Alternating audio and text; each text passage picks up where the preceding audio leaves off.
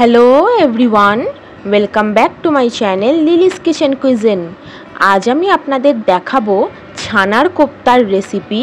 भिडियोटी पुरो शेष अब्दि देखबेन। भालो लागले अवश्यई लाइक कमेंट शेयर करबेन और एई रकम आरो नतून प्रिपारेशन्स देखार जोन्नो चैनेलटाके सबस्क्राइब करते भुलबेन ना। तो शुरू करा जाक। आमी तो भीषण रकम भावे छाना प्रेमी। शुधु छानार प्रिपारेशन केन, आमी शुधु छाना खेतेও भीषणই ভালোবাসি, তাও কিন্তু চিনি ছাড়াই। আর বাড়িতে নিরামিষ আইটেম হলে যদি ছানা থেকে থাকে ফ্রিজে, তাহলে তো এই ছানার কোফতা আমি মাকে বানাতে বলি। আর মা আমার আবদার না মিটিয়ে যায় কোথায়, তাই জন্য মাঝে মধ্যে খেপেও যায় যে কত ছানা খাবি তুই।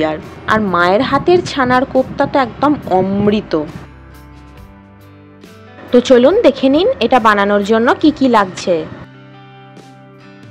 ছানার কোফতা যেহেতু, তাই ছানা নিয়ে নিয়েছি যেটা একদম জল ঝরিয়ে রাখা আছে। এরপর ছানাটাকে চটকে নিতে হবে ভালো করে। যারা নতুন দেখছেন চ্যানেলটাকে সাবস্ক্রাইব করে দিয়েছেন তো। ছানাটা চটকে নেওয়ার পর তার মধ্যে এক এক করে দিয়ে দিতে হবে সামান্য আদা বাটা, একটু ঘি, চিনি, নুন, মরিচ গুঁড়ো, অল্প গরম মশলা পাউডার, সামান্য কাশ্মীরি লঙ্কা গুঁড়ো আর দিয়ে দিতে হবে 1 চামচ মতো ময়দা। ময়দা কিন্তু খুব বেশি নয়, অল্পই লাগবে, নয়তো ছানার কোফতাটা একদম সলিড বল হয়ে যাবে বেশি ময়দা দিলে।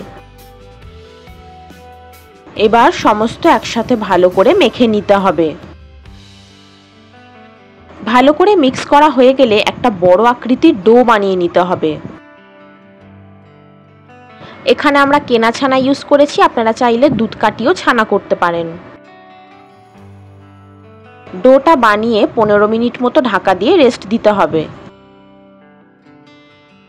15 মিনিট বাদে ডোটা থেকে মিডিয়াম সাইজের লেচি কেটে নিতে হবে। নিরামিষ আইটেমের মধ্যে আমার মতো ছানা প্রেমী যারা আছেন কমেন্টে তারা হার্ট বা লাভ ইমোজি দিন দেখি। এই চ্যানেলের নতুন ভিডিওর নোটিফিকেশনস আগে পাওয়ার জন্য সাবস্ক্রাইব বাটনের পাশে বেল আইকনের অল প্রেস করে দেবেন। মিডিয়াম সাইজের লেচি কাটা হয়ে গেলে একটা একটা করে ছানার বল নিতে হবে। সেটা হাতে করে একটু গোল্লা পাকিয়ে নিয়ে মাঝখানে এভাবে গর্ত করে নিতে হবে আঙুল দিয়ে। ওখানে একটা কিশমিশ দিয়ে দিতে হবে, তাতে টেস্টটা ভালো আসে। তারপরে ওই ছানার বলটাকে ময়দার মধ্যে হালকা করে কোট করে নিতে হবে। ময়দা দিয়ে ছানার বলের কোটিংটা কিন্তু একদম হালকা করে হবে, খুব বেশি ময়দা ইউজ হবে না, তাহলেই ছানার বলটা কিন্তু একদম সলিড হয়ে যাবে।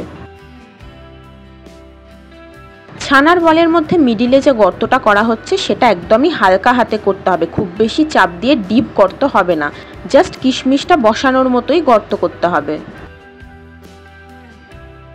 দেখতেই পাচ্ছেন এখানে ময়দা কতটা ইউজ করা হয়েছে জাস্ট ছানার বলটা হালকা করে কোট করার জন্য।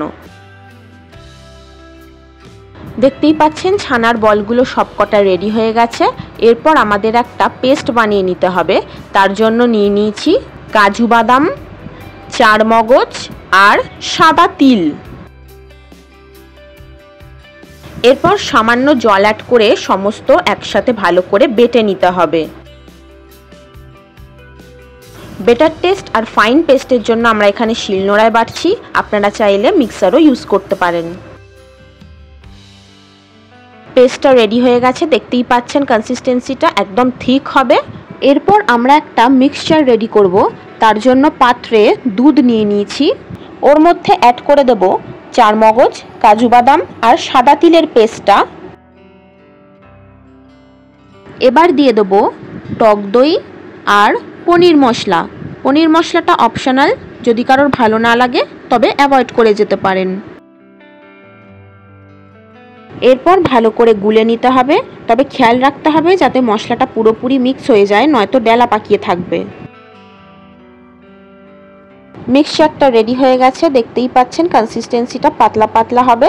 এরপর আমাদের ছানার বলগুলো ভেজে নিতে হবে। তার জন্য কড়ায় প্রথমে সাদা তেল দিলাম, তেলটা গরম হয়ে গেলে একটা একটা করে ছানার বলগুলো কড়ায় ছেড়ে দিতে হবে। ছানার কীরকম প্রিপারেশনস আপনারা সাধারণত বাড়িতে বানিয়ে থাকেন আমাকে কমেন্টে জানাবেন। একটা পিঠ ভেজে নেওয়ার পর উল্টে দিতে হবে আর একটা সাইড ভালো করে ভাজার জন্য, তবে খুব সাবধানে উল্টাতে হবে কারণ ছানা তো ভেঙে যাওয়ার চান্স থাকে। অনেক সময় পাশাপাশি ছানার বল দুটো রাখলে কিন্তু আটকে যেতে পারে, সেক্ষেত্রে একটু কেয়ারফুল থাকতে হবে। যতক্ষণ না লালচে ভাব চলে আসছে ততক্ষণ ভালো করে ভাজতে হবে। অলরেডি একটা হালকা লাল ভাব আসতে শুরু করে দিয়েছে। দেখতেই পাচ্ছেন ছানার বলগুলো ভালো মতো ভাজা হয়ে গেছে, বেশ লালচে ভাব চলে এসছে। এরপর তুলে নিতে হবে। এভাবে সবকটা ছানার বলগুলো ভেজে নেওয়ার পর আমরা কয়েকটা আলু ভেজে নেব। এখানে একটা আলুকেই 4 ভাগ করে নেওয়া হয়েছে।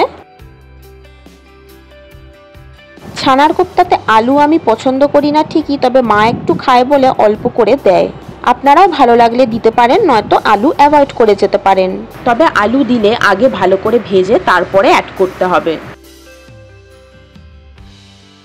আলুগুলো ভেজে তুলে নেওয়ার পর আসল রান্নার পালা।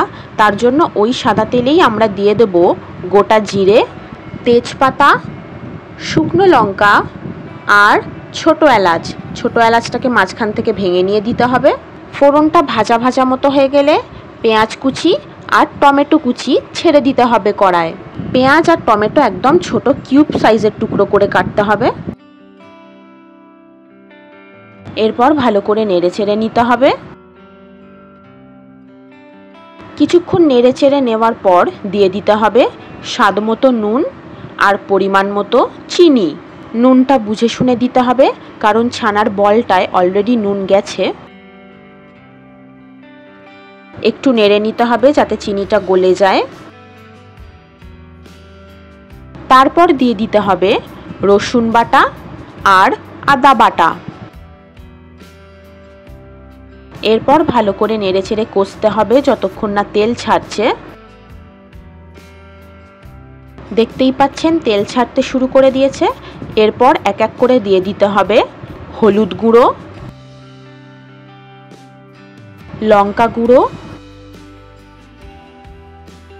আর কাশ্মীরি লঙ্কা গুঁড়ো। এবার কিছুক্ষণ নেড়েচেড়ে মশলাগুলোকেও কষে নিতে হবে। মশলাগুলো কষে নেওয়ার পর ভেজে রাখা আলুগুলো দিয়ে নেড়েচেড়ে নিতে হবে যতক্ষণ না তেল ছাড়ছে। যারা এখনো চ্যানেলটাকে সাবস্ক্রাইব করেননি দেরি কিসের, ঝটপট করে ফেলুন। এবার তেল ছেড়ে দিলে যে মিক্সচারটা আমরা রেডি করে রেখেছিলাম দুধের সাথে সেইটা দিয়ে দিতে হবে। এরপর নেড়েচেড়ে নিতে হবে ভালো করে। 2 মিনিট মতো নেড়েচেড়ে নেওয়ার পর সামান্য জল অ্যাড করতে হবে। জল অ্যাড করার পর ফোটানোর জন্য আর আলুগুলোকে নরম করার জন্য চাপা দিয়ে 7 থেকে 8 মিনিট মতো লো ফ্লেমে রেখে দিতে হবে। 8 মিনিট বাদে ঢাকা খুললে দেখবেন বেশ ভালো মতো ফুটতে শুরু করে দিয়েছে আর আলুগুলো নরম হচ্ছে আস্তে আস্তে। তারপর একটু নেড়ে নিতে হবে। এই প্রিপারেশনটায় গ্রেভিটা ঘন ঘনই হবে, তবে যদি কেউ পাতলা খেতে পছন্দ করেন সেই বুঝে তারা কনসিস্টেন্সি রাখবেন।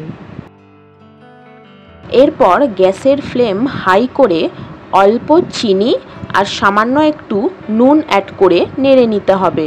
কিছুক্ষণ নেড়ে নিয়ে আলুগুলো যাতে পুরোপুরি সফট হয়ে যায় আর গ্রেভিটাও আরেকটু ঘন হয় তার জন্য 5 মিনিট মতো ওভাবেই লো ফ্লেমে রেখে দিতে হবে। 5 মিনিট বাদে আলুগুলো পুরোপুরি নরম হয়ে গেলে আর গ্রেভিটাও ফুটে গেলে দিয়ে দিতে হবে গরম মশলা পাউডার আর ঘি।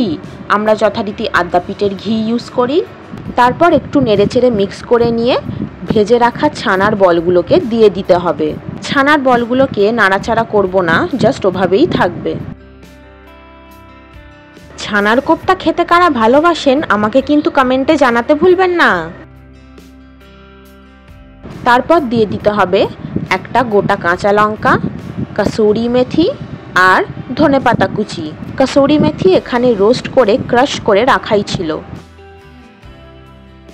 এরপর গ্যাসের ফ্লেম অফ করে 2 মিনিট মতো চাপা দিয়ে রেখে দিতে হবে যাতে ভেতরে ফ্লেভারটা থাকে। 2 মিনিট বাদে ঢাকা খুললে দেখবেন গ্রেভিটা পুরোপুরি ঘন ঘন হয়েছে, বেশ দারুণ একটা টেক্সচার এসছে, সাথে অপূর্ব গন্ধও বেরিয়েছে। ছানার বলগুলো বেশ নরম হয়েছে, সাথে আলুগুলো তো সফট হয়েই গেছিলো আগে। এরপর একটু হালকা হাতে নেড়ে নিলেই রেডি টু সার্ভ আমাদের ছানার কোপ্তা।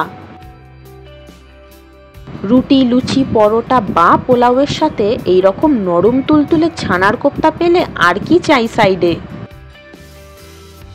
তো কেমন লাগলো আপনাদের? আশা করি ভালো লেগেছে আজকের এই রেসিপি। ট্রাই করে অবশ্যই কমেন্টে জানাবেন। আর লিলিস কিচেন কুইজিনকে কিন্তু ফেসবুক আর ইনস্টাগ্রামেও ফলো করতে ভুলবেন না। হ্যান্ডেল লিঙ্কস এই ভিডিওর ডেসক্রিপশন বক্সে দেওয়া আছে। Thanks for watching. দেখা হবে আবার পরের ভিডিওতে। বাই।